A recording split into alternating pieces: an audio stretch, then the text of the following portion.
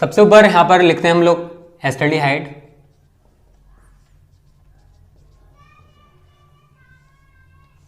ठीक है। अब एस्टल्डिहाइड का अणुसूत्र क्या होता है, इसका अणुभार क्या होगा, इसका संरचना सूत्र क्या होगा, क्योंकि हमें थोड़ा सा इसके बारे में बेसिक पता होना चाहिए, और इसका IUPAC में नाम क्या होगा। उसके बाद हम इसे प्रयोगशाला में कैसे बनाएंगे, तो प्रयोगशाला विधि, ठीक है फ्रेंड्स। तो ये 5 चीजें देख लो। सबसे पहले हम बात करें अणुसूत्र की, तो एस्टल्डिहाइड का अणुसूत्र होता है फ्रेंड्स CH3CHO, इसमें एल्डिहाइड समूह पाया जाता है। क्या होता है, CHO एल्डिहाइड समूह है। बात करें हम इसका अणुभार की, तो कार्बन का परमाणु भार फ्रेंड्स कितना होता है 12, हाइड्रोजन का परमाणु भार कितना होता है 1, लेकिन इसके नीचे कितना लिखा हुआ 3, तो 3 गुणा 1 प्लस कार्बन का 12, हाइड्रोजन का 1 और ऑक्सीजन का 16, सभी को ऐड करो 12 और 3 15 प्लस 12 और 1 13 प्लस 16। उसके बाद देखो 6 और 3 9 और 5 14 का 4, हंस लगा 1 2 और 3 4, कितना हो गया इसका अणुभार फ्रेंड्स 44 हो गया। कितना हो गया 44।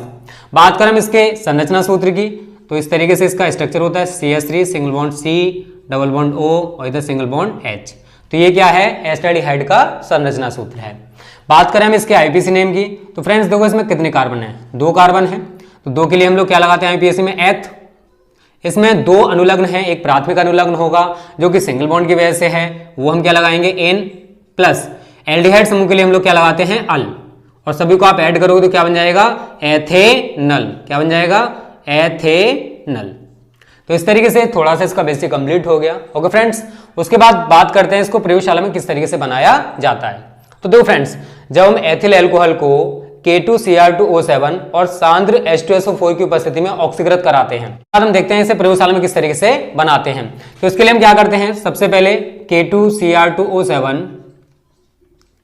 H2SO4 से क्रिया करता है, और यहां पर हमें H2SO4 के कितने अणु लेने हैं फ्रेंड्स 4, कितने लेने हैं 4। अब देखो क्या क्या बनेगा K2SO4, देखो है SO4 हमारे पास कितने हैं, समझना यहां से रिएक्शन को थोड़ा सा।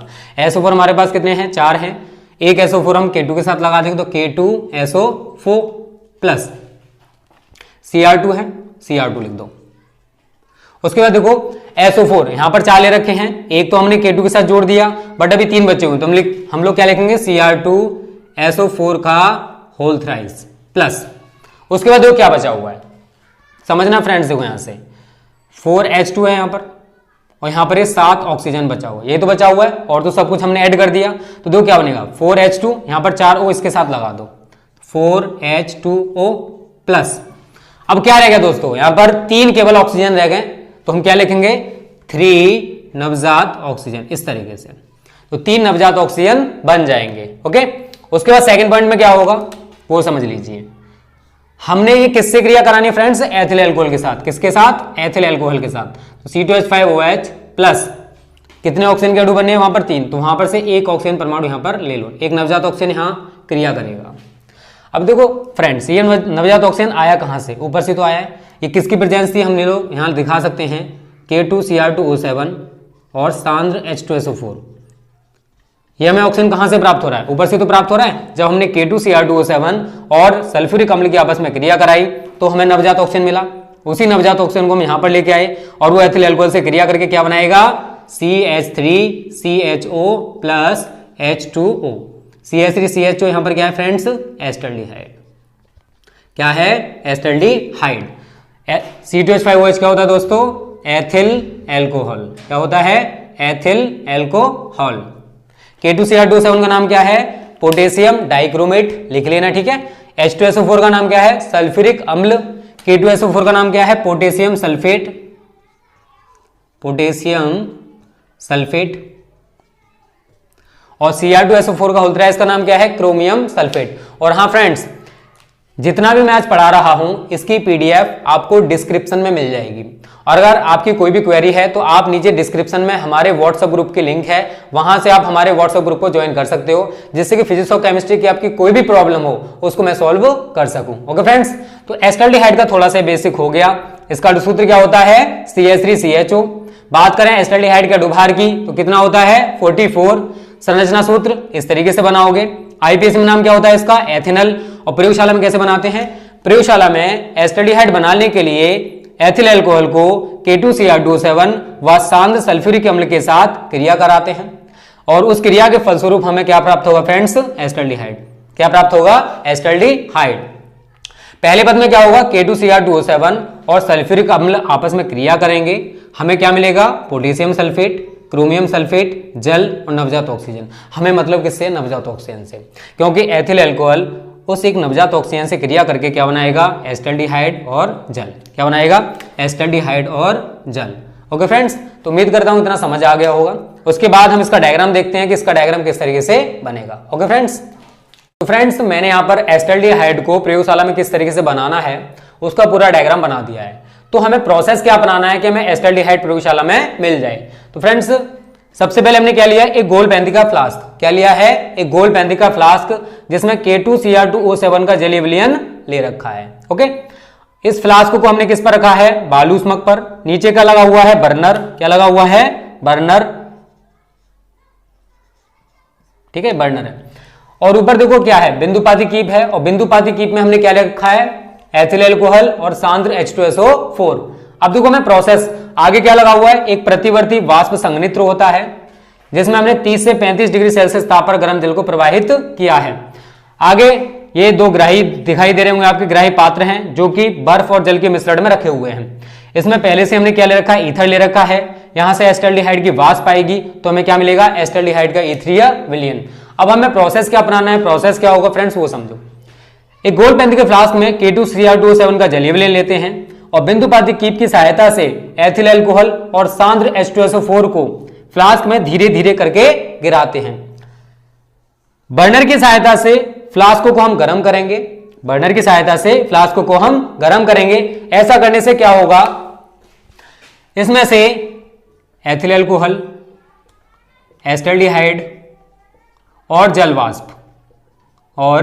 वाष्प तीनों का मिश्रण, तीनों का गैसीय मिश्रण इस फ्लास्क से निकलेगा। किस किस का, एथिल अल्कोहल, एस्टल्डिहाइड और जल वाष्प तीनों का गैसीय मिश्रण इस फ्लास्क से होकर गुजरेगा। ओके फ्रेंड्स, अब देखो आगे क्या होगा।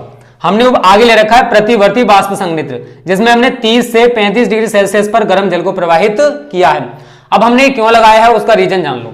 यह संघनित्र केवल उस द्रव की वाष्प को अपने अंदर से जाने देगा जिसका क्वथनांक, अब हमने क्या किया, 30 से 35 है, तो जिसका क्वथनांक 30 से 35 से कम होगा, क्या होगा, कम होगा, उस द्रव की वाष्प को तो ये जाने देगा। और जो बचे हुए द्रव हैं उन दोनों की वाष्पों को ये ठंडा करके दोबारा से कहां भेज देगा, आसवन फ्लास्क में या गोल पैंती के फ्लास्क में। अब देखो एथिल अल्कोहल का जो क्वथनांक है फ्रेंड्स वो होता है 78 डिग्री सेल्सियस। एस्टल्डिहाइड का जो क्वथनांक है वो होता है 21 डिग्री सेल्सियस। और जो जल वाष्प है, जल का आपको पता हो क्वथनांक कितना होता है, 100 डिग्री सेल्सियस। तो ये प्रतिवर्ती वाष्प संघनित्र क्या करता है, जो तीनों का गैसीय मिश्रण आ रहा है जिसमें एथिल अल्कोहल है, एस्टल्डिहाइड है और जल वाष्प है, उनमें से केवल एस्टल्डिहाइड की वाष्प को अपने अंदर से जाने देगा। किसकी वाष्प को, केवल एस्टल्डिहाइड की वाष्प को अपने अंदर से होकर जाने देगा और एथिल अल्कोहल की वाष्प और जल वाष्प को ये ठंडा करके दोबारा से कहां भेज देगा, आसवन फ्लास्क में। तो एथिल अल्कोहल और जल वाष्प ठंडे होकर दोबारा से कहां जाएंगे फ्रेंड्स, इस गोल पैंती के फ्लास्क में या फिर आसवन फ्लास्क में। प्रतिवर्ती वाष्प संघनित्र से होकर केवल किसकी वाष्प निकलेगी, एस्टल्डिहाइड की वाष्प निकलेगी। और देखो इसका क्वथनांक केवल 21 डिग्री सेल्सियस है। कितना है, 21 डिग्री सेल्सियस है। इसलिए हमने ये जो दोनों पात्र ले रखे हैं, किसमें ले रखे हैं, हिम मिश्रण के संपर्क में या फिर बर्फ और जल के संपर्क में ले रखे हैं। किसके संपर्क में, बर्फ और जल। क्यों ले रखे हैं, क्योंकि देखो आपको पता होगा वायुमंडल का भी टेम्परेचर 25 से अबव ही होता है, ठीक है ना, 25 से अबव होगा और इसका क्वथनांक केवल कितना है, 21। अगर हम इसे ऐसे ही प्राप्त करेंगे तो क्या होगा, ये वाष्पित हो जाएगा। क्या हो जाएगा, ये वाष्पित हो जाएगा। इसलिए हमने क्या किया है, ये दो पात्र ले रखे हैं, ठीक है, और इनमें अंदर क्या ले रखा है, ईथर ले रखा है। क्या ले रखा है, ईथर। अब एस्टल्डिहाइड की जो वाष्प आ रही है वो ईथर में घुल जाएगी। थोड़ी बहुत अगर नहीं घुलती है वो वाष्प यहां से कहां पहुंच जाएगी, इस दूसरे पात्र में। इस तरीके से हमें एस्टल्डिहाइड का ईथरीय विलयन प्राप्त हो जाएगा। क्या प्राप्त हो जाएगा, एस्टल्डिहाइड का ईथरीय विलयन। और यही हमें उसके बाद फ्रेंड्स हम क्या करते हैं, ईथर विलयन से एस्टल्डिहाइड के ईथर विलयन से शुद्ध एस्टल्डिहाइड को प्राप्त कर लिया जाता है। वो प्रोसेस है मैं आगे की जो वीडियो आएगी उसमें बताऊंगा कि आगे इसमें क्या करना है। ओके फ्रेंड्स, तो उम्मीद करता हूं समझ आ गया होगा। सबसे पहले हमने क्या किया, एक बार और समझ लो, रिवाइज कर लो। एक गोल पेंदी का फ्लास्क लिया जिसमें हमने K2Cr2O7 का जलीय विलयन ले रखा है। बिंदुपाती कीप की सहायता से हमने इसमें एथिल अल्कोहल और सांद्र H2SO4 को धीरे धीरे करके फ्लास्क में गिराया। फ्लास्क को हमने बालू स्मक पर रखा और बर्नर की सहायता से गर्म किया।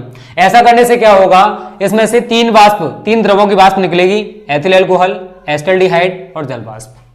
आगे जो लगा हुआ है क्या है, प्रतिवर्ती वाष्प संयंत्र है जिसमें हमने 30 से 35 डिग्री सेल्सियस पर गर्म जल को प्रवाहित किया है। और इसकी खासियत होती है कि ये अपने अंदर से केवल उसी द्रव की वाष्प को जाने देगा जिसका क्वथनांक 30 से 35 से कम होगा या फिर इसके क्वथनांक के बराबर होगा।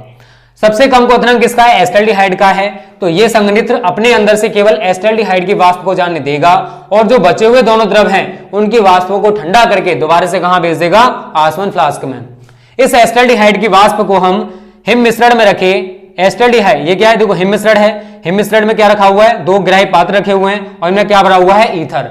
तो एस्टल्डिहाइड की वाष्प ईथर से क्रिया करेगी और एस्टल्डिहाइड का ईथर विलयन हमें प्राप्त हो जाएगा। ओके फ्रेंड्स, उम्मीद करता हूं समझ आ गया होगा।